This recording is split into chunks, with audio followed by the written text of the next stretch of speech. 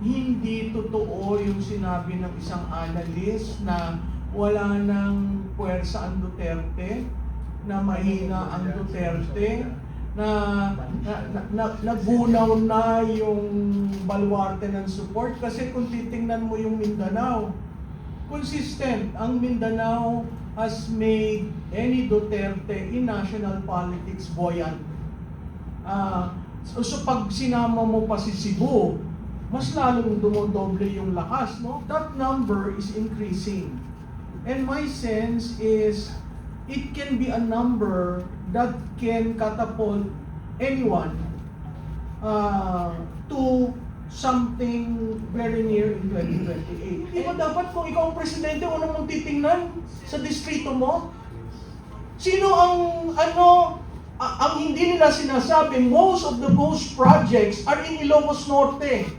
Done by a mayor he supported in 2025.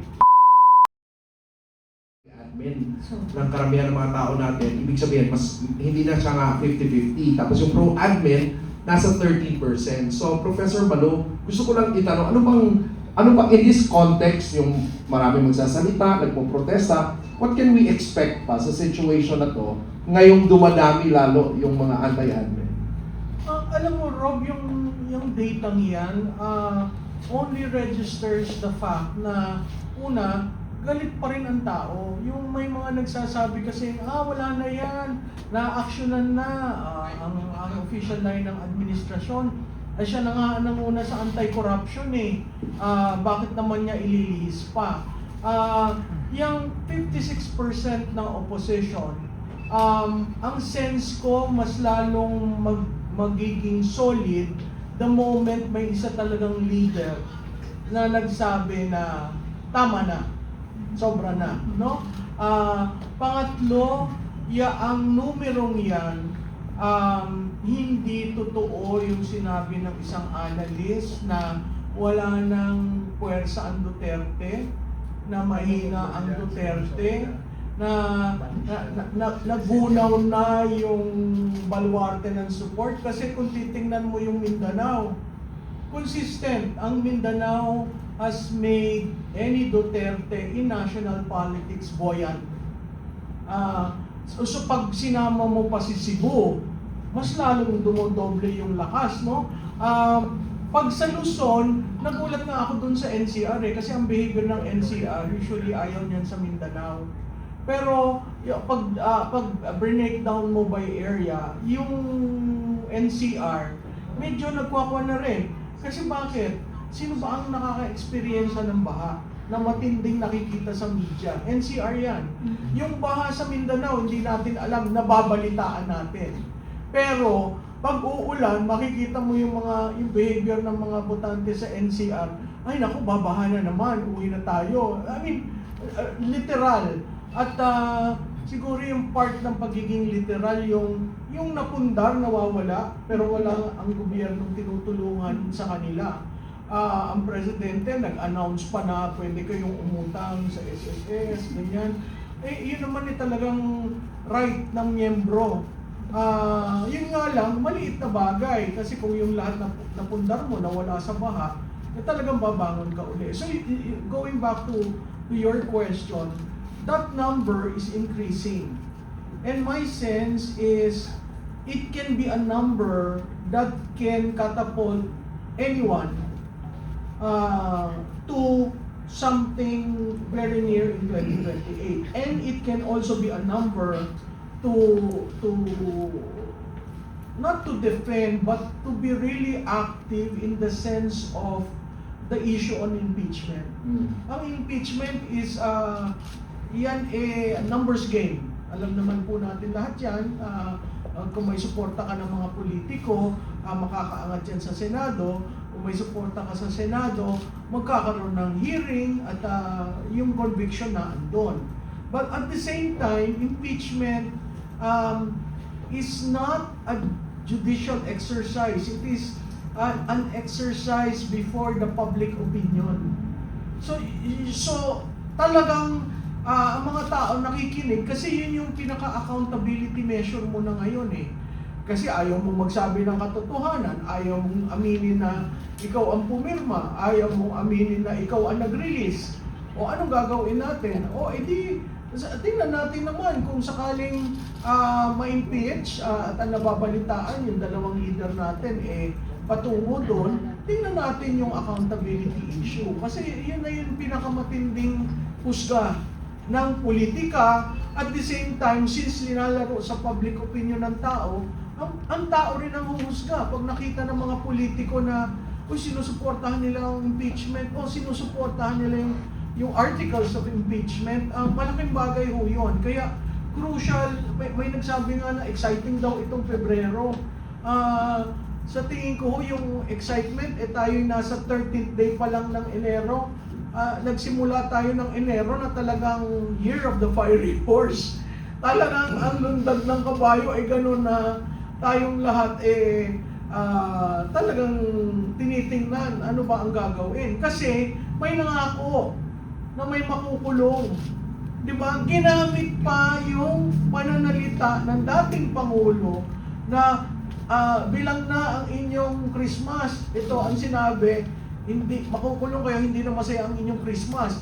I mean, it's a reiteration of what the previous president said in order to capture that base.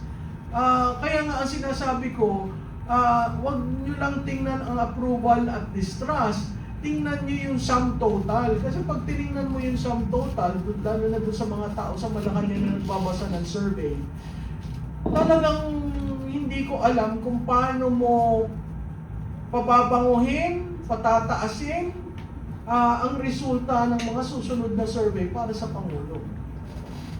So, bali, i-connect ko lang po yung mga figures na lumabas dun sa survey natin. Kasi sinasabi din nila, di ba, na parang tumaas daw yung tiwala ng tao bumaba yung tiwala ng tao sa Pangulo kasi inilabas niya yung corruption, right? Pero actually, it doesn't make sense, right? Kasi kung titingnan mo rin, based on the survey, ang mga tao sinasabi nila na dapat ang pinakamalaking issue, most important issue that the president should be focusing on is yes, the current state of corruption and relationship to public trust. And public trust, based on the survey, is saying na mababa yung trust. In fact, bumabagsak. In other words, hindi kontento yung mga tao sa talagang nangyayari. At ito pa, I think it's very significant as well. Ang sinasabi ng survey na si PBBM daw, ang presidente natin, is involved. 48% of the respondents are saying involved siya. Alright? 48%. Tapos, Martin Romualdez, involved or benefited at 78%. Of course, Saldico, alam na natin yan. And then Sandro Marcos also came out. Part dun sa apat na mga involved doon na pinaniniwalaan ng mga tao. Ano masasabi niyo doon?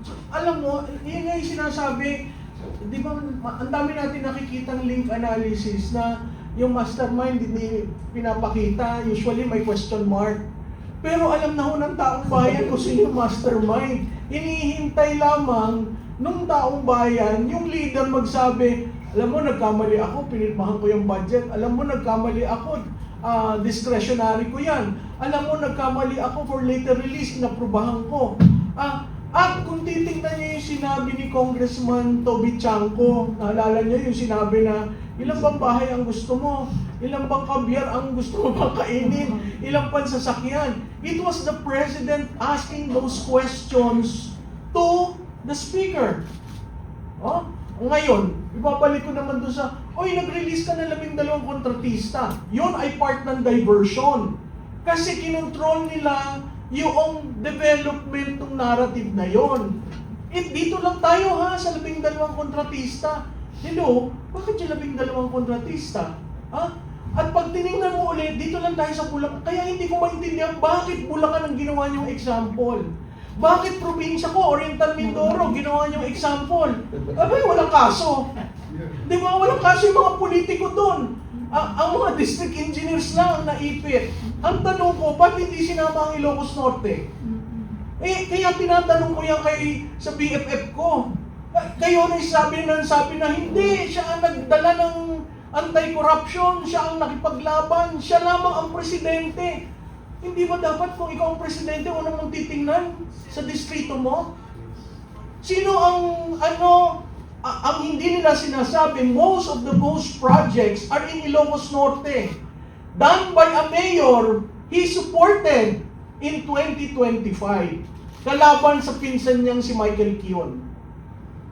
Tapos pag kinumpare nyo, nag-donate rin pala yun. Oo, ganun din yung sitwasyon ni Senator Escudero.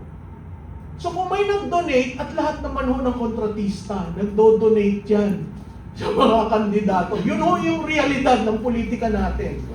So kung ikaw ipipick mo lang ito at ito excuse, hindi ba may pinapaboran ka? So kung titingnan nyo ho yung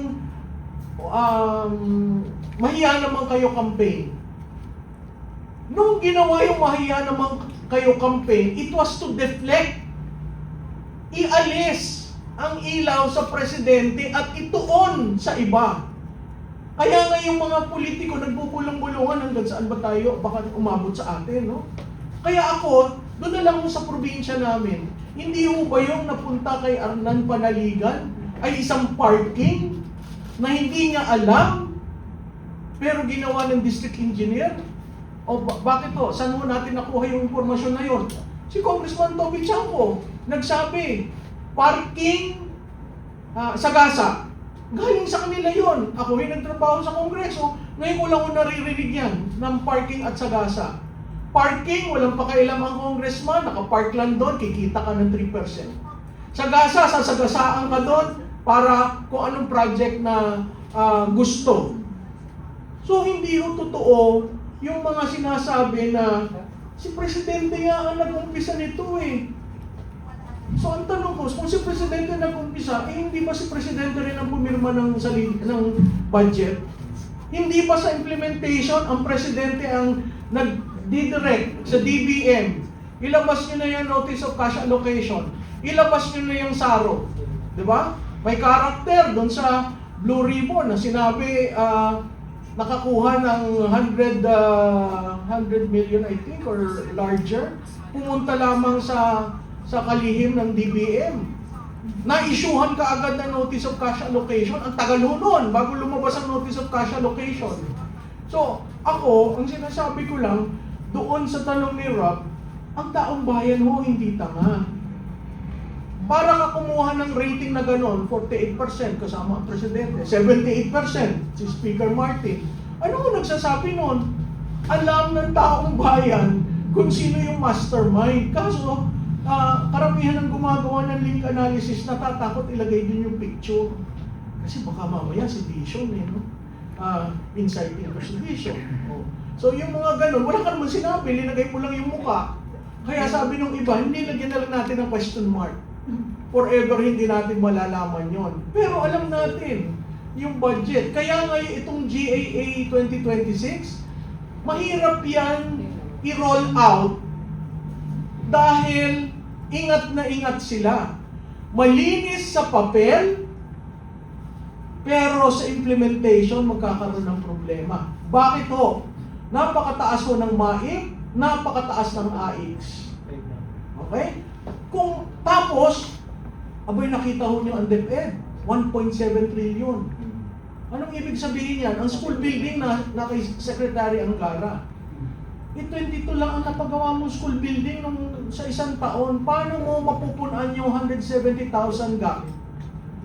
So marami ho tayong kailangang bantayan, lalo na dito sa 2026 kasi i-implement. Ako lang, Rob, ang parati kong call sa Supreme Court, desisyonan nyo na ho yung 2025. Sabihin nyo ng unconstitutional. Kasi ang dami ng evidence na unconstitutional, hindi ko maintindihan ba't ang Supreme Court ayaw gumalaw dun sa usapan na yun. Kasi yun, accountability issue rin yun. Biro mo nawawala, 1.7 trillion for the past 3 years. 1.7 trillion. Imagine nyo yun kung ganong kalaking perang nawala.